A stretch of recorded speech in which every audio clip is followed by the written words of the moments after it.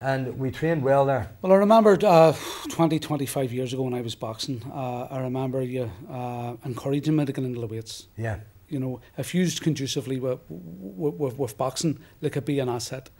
And I trained in the egg factory. Yeah. For a while, but I was too lazy, to be totally honest with you. The weights were too much like hard work. That's it. But my son Kieran now, he's down in the Grove under Kenny Beattie. Yes. And Kenny Beattie has him on a weights programme. Yeah. Which is conducive to boxing. And Mike Kieran has benefited so much. Mike Kieran has went up to 86 kilos now. He's put a lot of muscle and he still retained his speed. And he thoroughly enjoys it. Yeah.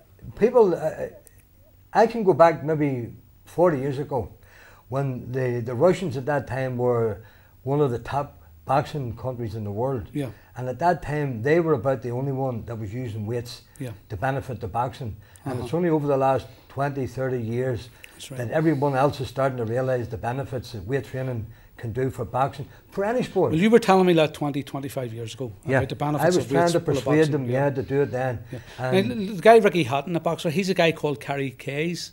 He's a former bodybuilding champion, and he has him on a weights programme, and he says he's really benefited. So a lot of boxers, top boxers, Bernard Hopkins, Antonio Tarver, or another two spring to mind. Yeah. They have weight trainers, guys specifically that build. It's an integral part of any sportsman's training. All athletes now, not just boxing. No, weight training for all athletes. Yeah, not just boxing. I mean, just recently we were watching a programme about Amir Khan. Yeah. And they took you through the gym and it showed you his training schedule and it showed you the weights that he was using as well. You can't do without, in the modern era, in any sport, you cannot do without weights.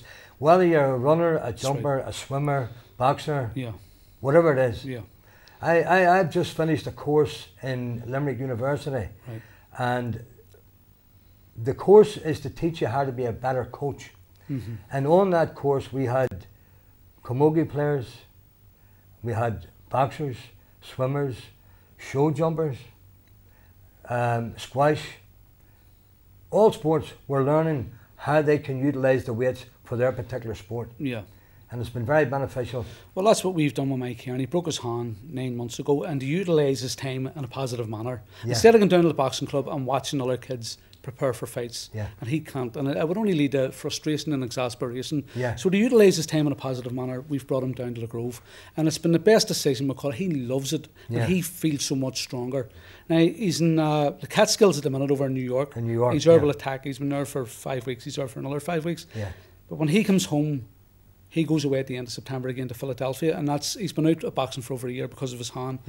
So hope and pray to God that when he hits somebody in the top of the head, it'll be okay. It won't be recurring, and he can get on with the boxing. But he feels as though he's going to benefit so much now because of the weights. He can't wait. He's bussing. What I have done with the ones that I coach in our club over the last number of years is that everybody in every sport gets an injury. Yeah. People used to think, oh, weightlifting, oh, it's bad for your back and bad this. You know, any sport you can get an injury. Yeah. You're talking about the young fella hurting his hand. We have Paula Radcliffe, marathon runner at the minute, with a fresh stress fracture in her leg. Yeah. They all get injuries, no matter at what level they train. The thing that you have to remember about it is this. You don't go away thinking, I can't do that. You go away thinking, what can I do? Yes. And you do whatever exercise you can do that won't play on the injury. Right. So as you can keep yourself reasonably fit, so that when you can get the injury over, you can then start back and your recovery then is quicker. Yes. And this is what will happen with your lad. Once the hand's right, but his overall general strength and fitness will stand him instead. Yeah. Well, tell me about the Egg Factory now. How long was it the Egg Factory? And name me some of the characters and some of the guys you trained. Well, when we were in the Egg Factory, well, before we got to the Egg Factory, we had quite a few characters that trained in the old school hut.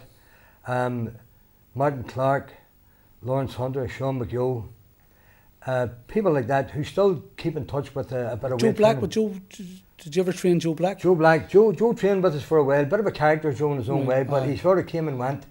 Joe's a great man, good Christian man now. See, he's over at the Waterworks now. That's right. I've walked around the top one many times with him. Joe Black trained with us for a while.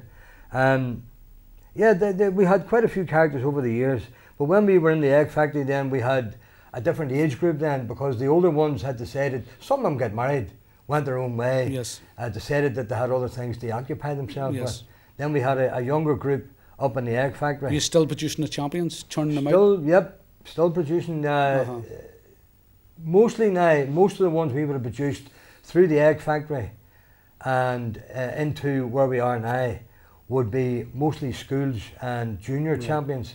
Right. We don't have any senior ones. Well, we have one senior one at the minute who's my own son Liam, and he finished second in the Irish seniors this year. Yes. But Liam's work interferes a lot with his training. If he trained harder, more regular, he could probably do better. Yeah. But he loves the sport, and his son Dylan, who's only 9-year-old, is he's doing very well. Oh, terrific. He's coming on. Did you ever have a problem with drugs? No. Over with any of the boys? Because, you know, drugs, you know, weightlifting and bodybuilding's been ravaged. It's been ravaged bad. Especially with the Russians and Eastern Europeans 30, 40 years ago. And they had kids on them at 8 and 9 and on steroids and building them up. Yeah, it has always been, and it's still an ongoing problem. But our club, with one exception, we have kept it very, very clean. Mm-hmm. And but I had a book. I actually didn't get around to reading the book, but it was a book on Arnold Schwarzenegger. And there's actually a chapter in it about taking drugs, yes, in the right way. There's no such thing as the right way to take drugs. Right. Don't let anybody tell you that there is not a good way or the right way to take drugs. I think he might have been talking about bodybuilding and about competing at that level. You know, Mr. Universe. And you see, they all would have been at it. Yeah, we had a young fella training in the club, Paul McCormick, who was extremely good, one of the best that we ever turned out in the club. Was Irish junior champion, British schools champion. Walked into the club one day and said, "I'm not coming back." And I said, "Why?" He said, "Well, I'm not going to be world champion." He said, "So I don't see why I should keep going."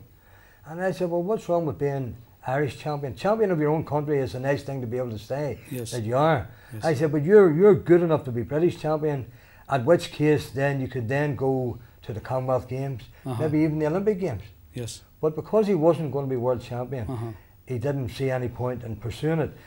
The reason coming behind that was he knew that in order to compete at world level, you're going to have to get on to the drugs, which at that time was fairly prevalent. Right. Not so prevalent now, they really have clamped down on that. Right. We had one boy in the club who was naturally very, very good, very strong, and unfortunately went down the wrong path.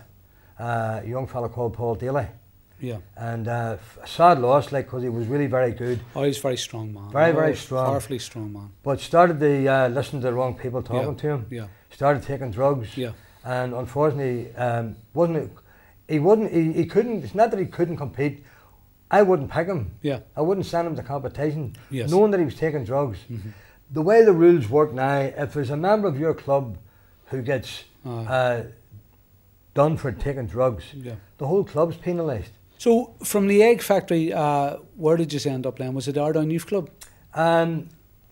Just for a very short while. The problem with Ardown Youth Club and is... And you were in there with the boxers. I mean, you know, it was beneficial to both parties there. Well, at the time, when we were in the youth club, the problem that we had, the name itself tells you it's Ardown Youth Club.